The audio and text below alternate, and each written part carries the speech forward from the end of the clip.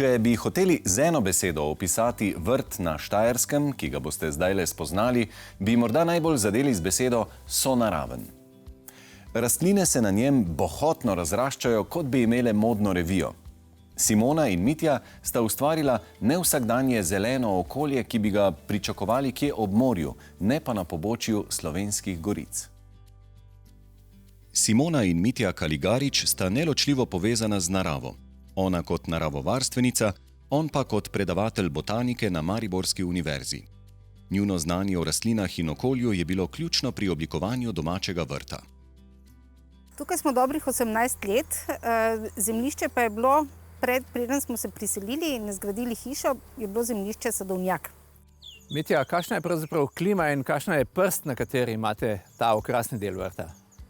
Ja, to, kar je nasutje, je dosti gramoza, odcedna prst, kar je v redu za nekatere rastline. Tam, kjer pa je teren raščen, je pa rjava prst, rodovitna, naravno rodovitna prst Slovenskih goric. Mikroklima tukaj pa je zelo zanimiva. Mi imamo pravi Mediteran. Vsaj v delu našega zemljišča, tu, kjer smo pa zdaj, to je pa malo bolj vlažna, pa taka malo hladneje kot v drugem delu. Kako pojasnite to, da imate mali Mediteran? Zato, ker imamo izrazito južno lego, gledamo na Dravo, smo na sprednjih pobočjih Slovenskih goric, na južni legi. Zemljišče zgoraj je odcedno, kar je zelo pomembno, ker to pomeni, da je sušno, tudi kadar je po zimi recimo, ali pa kadar je vlažno, se voda hitro odteče. Naše zemljišče je veliko dobrih 2000 kvadratnih metrov. Najprej smo zasadili ta drevesa, potem smo počasi začeli dosajevati, prav spontano z našim življenjem tukaj, z našim bivanjem tu zunaj, se nama je zazdelo, kam bi umestila kaj. Te zamisli so se same oblikovale, te pa te rastline bi verjetno na takem mestu dobro uspevale. Tudi midva sva naredila veliko napak, takih začetniških. Ko vidiš eno rastlino, ki ti je strašno všeč, je lepa, kaj jaz vem, na nek način te pritegne, potem pa jo prineseš domov, pa ali že takoj ne veš točno, kam bi jo dal, ali se ti zdi, da mogoče bi, pa potem ni, ne. S tem se pač moraš sprijazniti, ampak s časoma takih napak vsaj zavestno ne delaš več oziroma jih delaš zelo malo. Ne kupujemo že dolgo, ne impulzivno. Tudi poznavalci okrasnih rastlin bi se začudili, kaj vse uspeva na vrtu družine Kaligarič.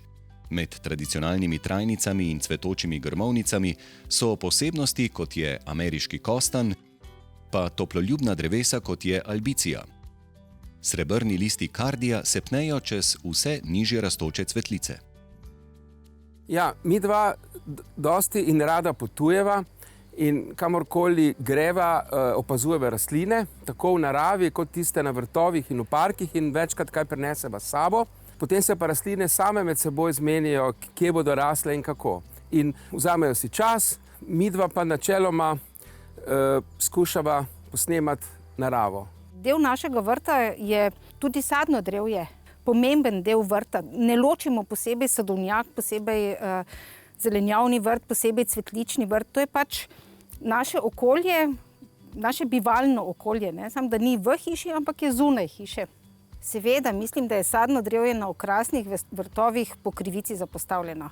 Še posebej pa mi je žal, ker je toliko vrtov modernih ali pa novih vrtov, predvsem na vaseh, ki nimajo niti enega sadnega drevesa.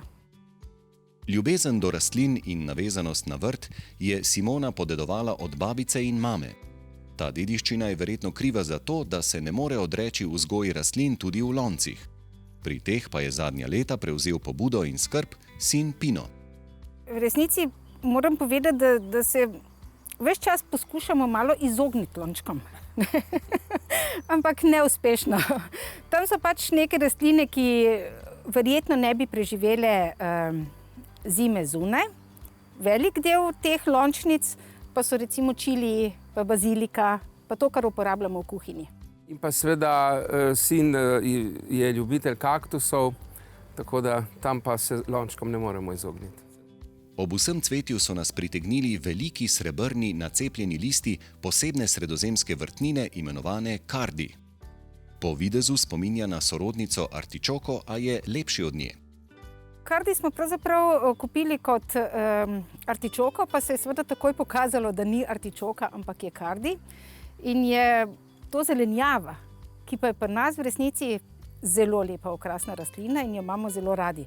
Če zaključimo ta zelo prijazen pogovor, kaj vam vrt pomeni? Želim od vsakega posebej slišati.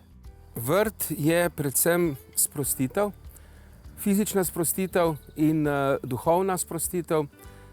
Nudi različna razpoloženja. Recimo tukaj, kjer smo zdaj, je naša zunanja dnevna soba.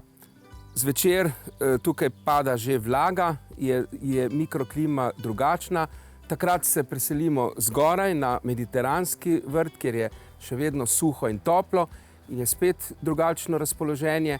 Kadar je neznosna pripeka, potem gremo za hišo ali pa v sadovnjak, kjer je viseča mreža obešena med slivami. Vrt je del mojega življenja in del našega življenja. Vrt se spreminja z nami, se odziva na nas. Na njem smo vsak posebej in smo tudi vsi skupaj kot družina. Zato je vrt pač neločljiv del našega življenja.